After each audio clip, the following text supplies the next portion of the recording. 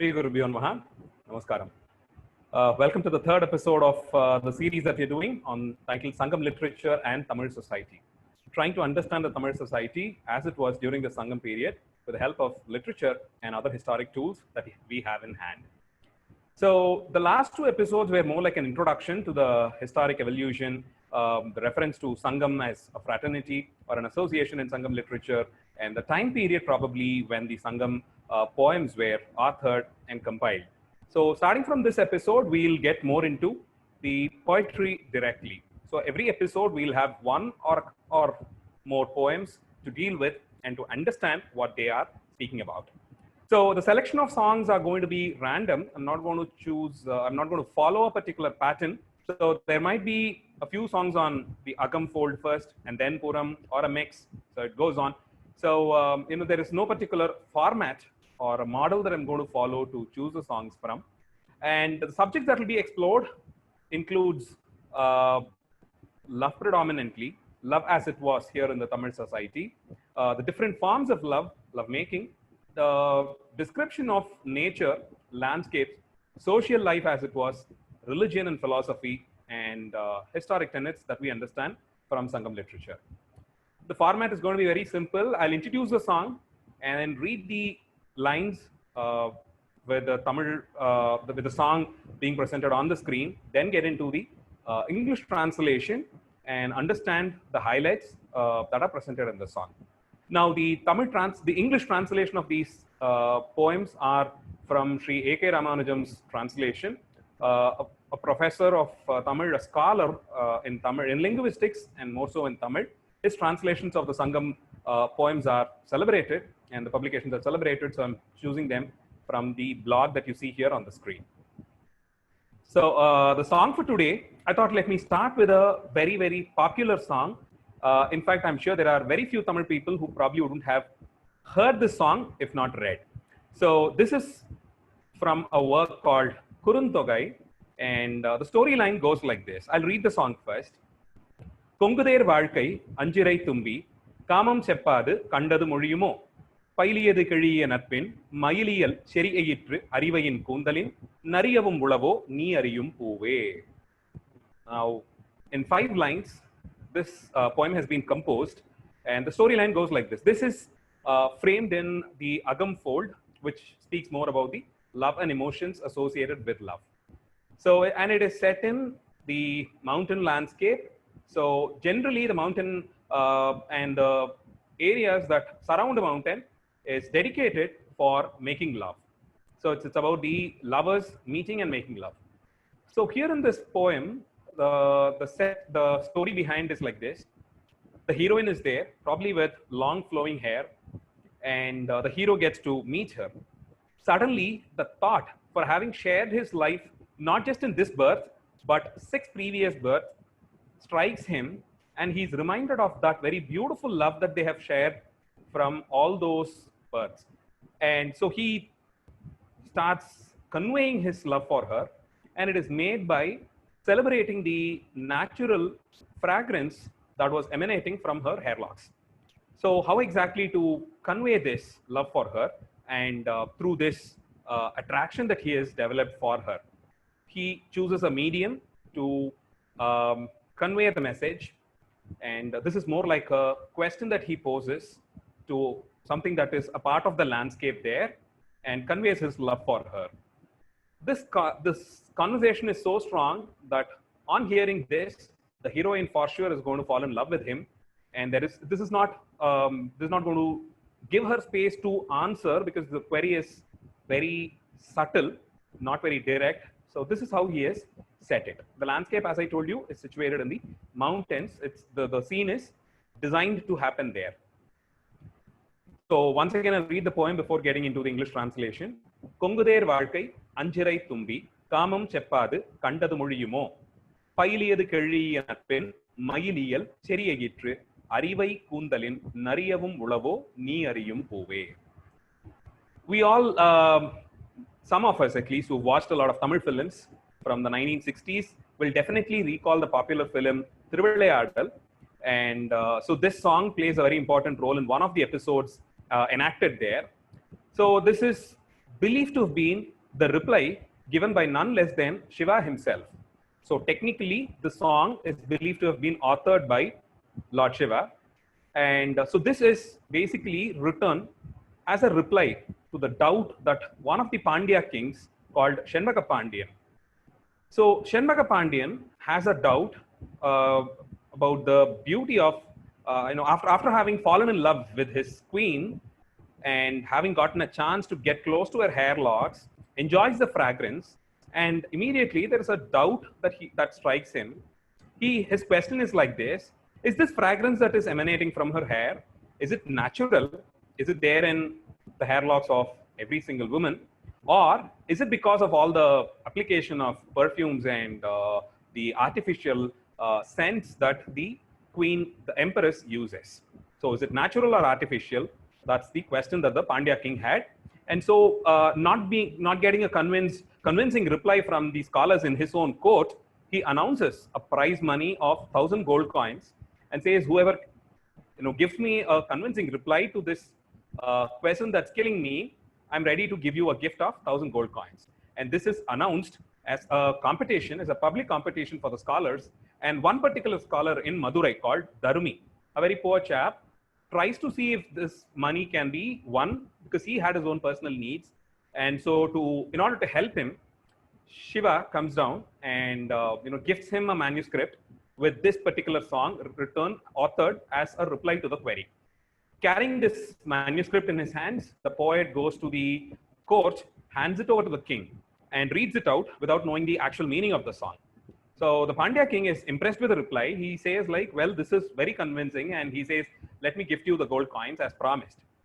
This is interrupted by the chief poet of the Tamil Sangam, Nakira. And so he finds fault in the poetry and he starts questioning Dharumi, the poet. And Dharumi, not sure to tackle it because it was not his composition, gives up on the prize, comes to the temple and laments. Shiva comes to know about the happenings in the court, and he gets annoyed with a poet finding fault with a song that was authored by himself. So he pulls Dharumi along with him, brings him to the court, and a long argument takes place in the court between Shiva and Nakira. Finally, Shiva, really annoyed with the queries that Nakira put forward, burns him down to ashes, kills his arrogance, and finally, on realization and seeking apology, Nakira is given his life back, and the poet is given the prize money. So that's the setup. So it's believed that this was authored by none less than Shiva himself, and this is set in the Agam theme. And this is the second song of what is called as Kuruntogai, one of the anthologies. The 8+10 I was telling you, this forms a part of the set of 8 books called as the Ettutogai. And from time immemorial, ever since the oldest publications and the manuscript copies, this song has been attributed to Irayanar, or literally translated, the supreme god, Shiva in this case. So it's set in Kurunjittinai, and the translation goes like this. O beautiful winged bee, whose life is choosing honey, tell me what you found and not what pleases me. Is there a flower with more fragrance than the hair of my woman, with perfect teeth, peacock nature, and enduring love? So that's the translation. So for a moment, let's forget Shiva and Dharumi and Nakira and the Pandya king. Let's just keep it plain as a conversation that the hero who has fallen in the fragrance of the hair locks of his lover, his conversation with the bee. So he addresses the song to the bee and he asks the bee, he defines the landscape. Now, flowers, bee, and all that is a part of the mountain ranges here in this case. So this is set in Kurunjittinai, or the landscape being the mountainous region. So the question is this: tell me what you found and not what pleases me. That's like the first condition that the king levies. He says, give me the exact reply. I don't want to be, I don't want you to try to please me because I'm the king. Don't do that, please. You tell me you just speak your heart out. Tell me the truth, because you, the beautiful bee that you are, you go around in choosing the best honey based on the fragrance that comes out of the flower. So you don't collect pollen from random flowers. You are very choosy. So you've probably smelt the best of the fragrance that you get here. So I think you're the right person to answer this. And I have the commentators who probably commented on these songs in a much later time say that this bee is actually sitting on the flower which was decorating the lady love's hair locks. So the question is like this.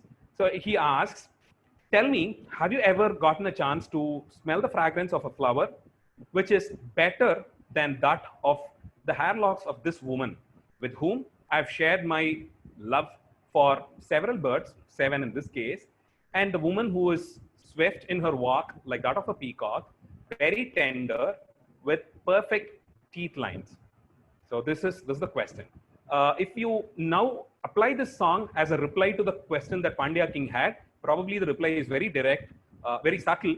He says Shiva himself feels that the smell, the fragrance that comes from the hair of women is very natural. A few highlights to be noted here: the winged bee, Amzirai, which means the beautiful winged bee, and so it's a particular breed of a bee, and that is very good at choosing the flower when it comes to collecting honey. It does not sit on random flowers, so it's very particular. So maybe it's one of those breeds of higher order, and so the king is very particular about asking this important question to someone who is well informed. In this case, the particular breed of bee. And he also says, now, please don't worry.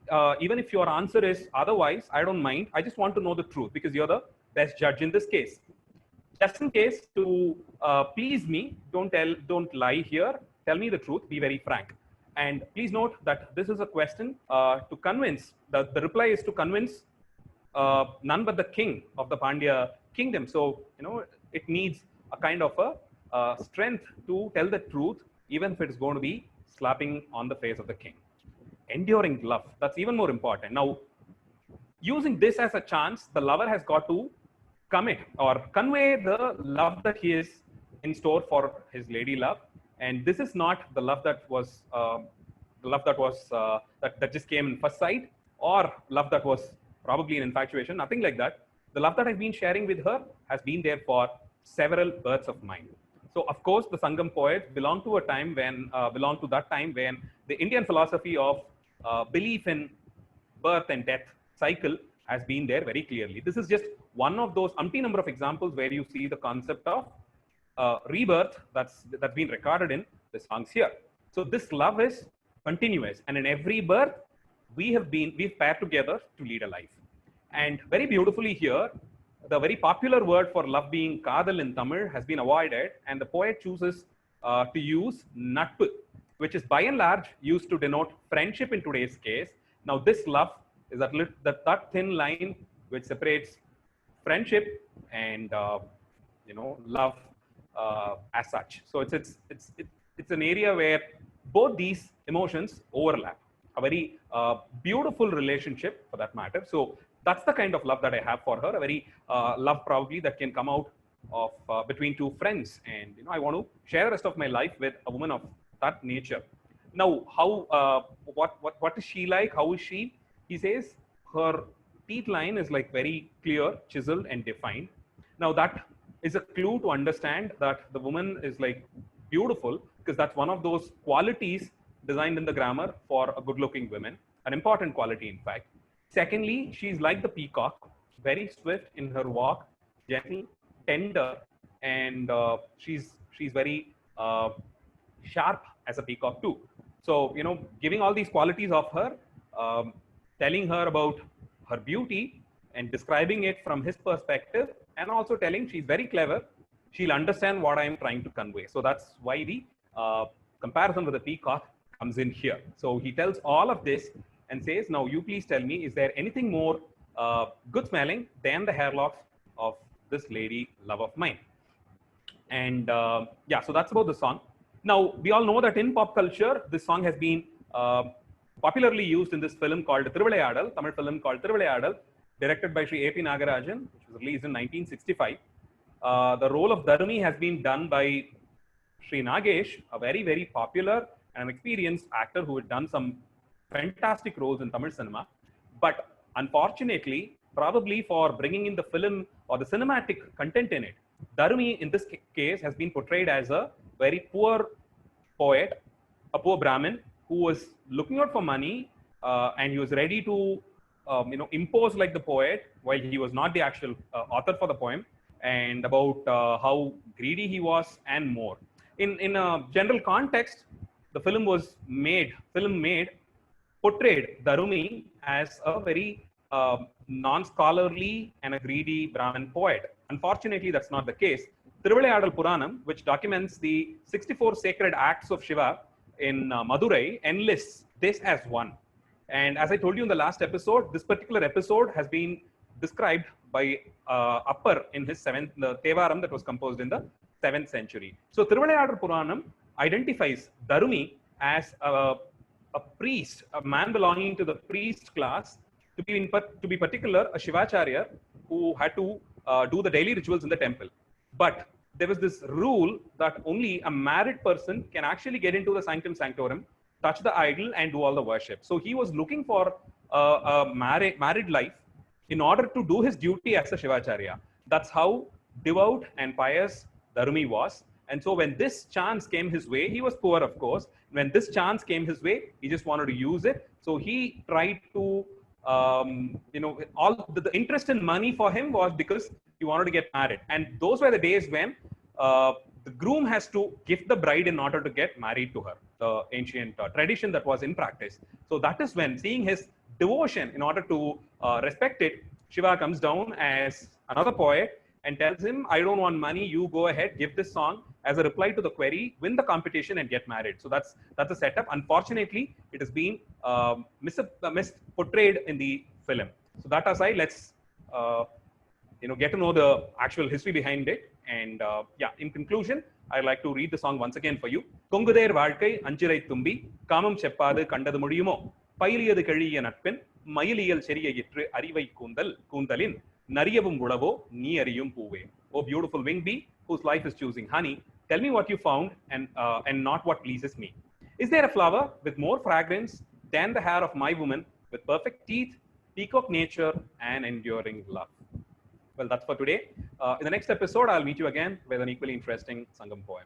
Thank you.